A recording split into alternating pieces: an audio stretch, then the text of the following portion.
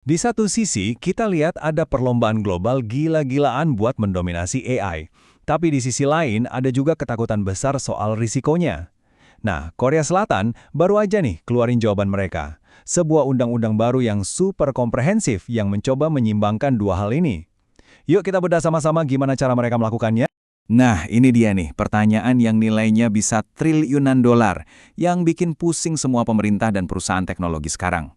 Semua orang pengen jadi yang nomor satu, pengen melesat kenceng dalam inovasi AI. Tapi pertanyaannya, gimana caranya tancap gas tapi nggak nabrak tembok? Ini taruhan yang gede banget di zaman kita sekarang. Dan inilah dia jawaban ambisius dari Korea Selatan. Mereka menamanya Undang-Undang Dasar AI. Anggap aja ini kayak buku peraturan resmi pertama mereka untuk menghadapi era kecerdasan buatan. Isinya, ya, aturan main buat semua orang yang terlibat di dalamnya.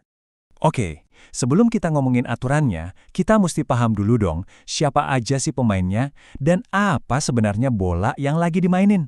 Karena, ya, setiap buku peraturan yang bagus, itu pasti dimulai dengan definisi yang jelas.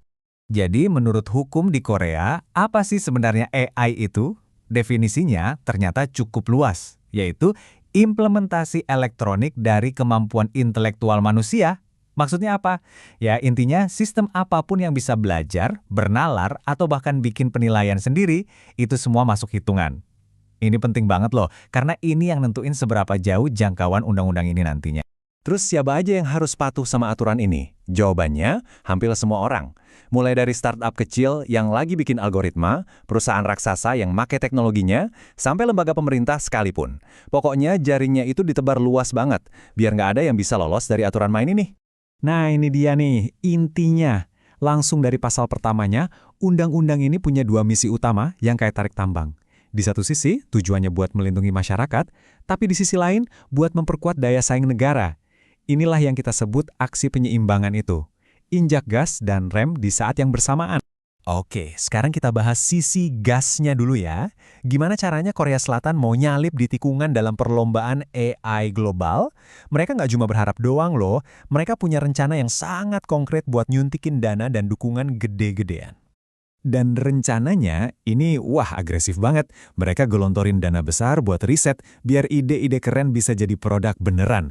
Mereka kasih karpet merah buat startup AI. Mereka bangun otak infrastrukturnya dengan pusat data nasional. Mereka juga berburu talenta-talenta terbaik dari seluruh dunia dan bahkan bikin pusat-pusat inovasi khusus yang namanya cluster AI. Ini benar-benar strategi serangan total. Dan jangan kira rencana besar ini cuma jadi dokumen yang bakal berdebu di laci ya. Lihat angka ini, 3 tahun. Artinya apa? Setiap 3 tahun, rencana dasar AI ini bakal dievaluasi dan diupdate. Jadi ini tuh strategi yang hidup, yang dirancang biar bisa beradaptasi secepat perkembangan teknologi AI itu sendiri. Tancap gas memang penting, tapi apa gunanya ngebut kalau mobilnya nggak punya rem atau sabuk pengaman kan? Nah, sekarang kita pindah ke sisi lain dari keseimbangan ini, yaitu pagar pengamannya. Aturan-aturan yang dibuat buat mastiin inovasi ini nggak malah membahayakan masyarakat. Ada dua pilar utamanya di sini. Yang pertama, transparansi. Gampangnya gini, Anda harus tahu kalau Anda lagi ngobrol sama bot, bukan sama manusia. Udah, nggak ada lagi tipu-tipu. Terus yang kedua, keamanan. Para developer nggak bisa cuma berharap produk mereka aman.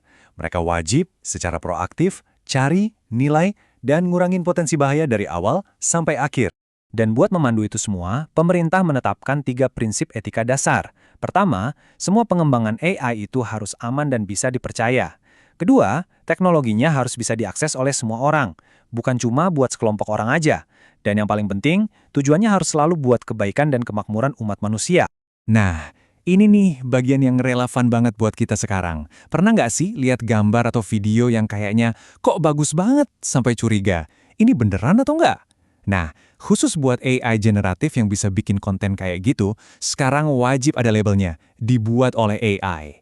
Ini langkah nyata buat melawan disinformasi dan deepfake. Oke, sekarang kita masuk ke area yang diawasinya paling ketat. Di sini AI itu bukan lagi sekedar mainan, tapi udah bisa nentuin nasib, kesehatan, bahkan nyawa seseorang. Inilah yang mereka sebut sebagai AI berdampak tinggi. Undang-undang ini mendefinisikan AI berdampak tinggi ini dengan sangat hati-hati, yaitu sistem AI yang punya potensi resiko besar terhadap kehidupan, keselamatan fisik, atau hak-hak dasar seseorang. Gampangnya, ini tuh zona merah, di mana kesalahan sekecil apapun akibatnya bisa fatal. Dan ini bukan cuma teori ya, kita ngomongin hal-hal yang sangat nyata dalam hidup kita. Contohnya, pernah ngelamar kerja atau ngajuin pinjaman? Gimana kalau keputusan diterima atau ditolaknya itu dibikin sama AI? Atau gimana dengan alat medis yang dipakai dokter buat meriksa Anda? Atau bahkan penentuan Anda layak dapat bantuan sosial atau enggak? Nah, semua itu masuk kategori berdampak tinggi.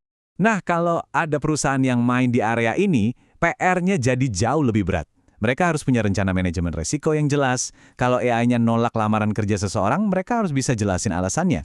Terus harus selalu ada manusia yang bisa turun tangan. Semua jejak digitalnya harus didokumentasikan. Dan yang paling penting, mereka harus melakukan penilaian dampaknya terhadap hak asasi manusia. Intinya, nggak ada jalan pintas. Oke, kita udah bedah isinya nih. Sekarang coba kita mundur sedikit dan lihat gambaran besarnya. Jadi kapan semua ini bakal benar-benar terjadi? Dan sinyal apa sih yang lagi dikirim Korea Selatan ke seluruh dunia dengan langkah ini? Coba catat tanggalnya. Aturan ini bakal mulai berlaku penuh di Januari 2026. Artinya, jamnya udah mulai berdetak nih. Perusahaan-perusahaan cuma punya waktu sekitar setahun buat mastiin semua sistem mereka itu udah sesuai sama aturan main yang baru. Terus, siapa wasit di permainan ini? Nah, inilah dia, Institut Keamanan AI Korea atau AISI. Mereka ini bukan cuma bikin teori di atas kertas loh. Tugas mereka adalah mastiin semua aturan ini benar-benar jalan di lapangan, lewat riset dan penetapan standar-standar teknis. Nah, ini poin yang krusial banget. Aturan ini nggak cuma berlaku buat perusahaan lokal Korea aja. Kalau Anda, misalnya perusahaan teknologi raksasa di luar sana, dan layanan AI Anda dipakai di Korea, Anda nggak bisa cuek. Aturan ini tetap berlaku buat Anda. Ini sinyal jelas, kalau pasar Korea itu punya aturan mainnya sendiri. Dan ini membawa kita ke pertanyaan terakhir yang paling penting. Apakah pendekatan Korea Selatan ini menyeimbangkan dorongan inovasi yang super agresif dengan pagar pengaman yang super ketat, bakal jadi cetak biru atau blueprint buat negara-negara lain? Seluruh dunia lagi nonton ini.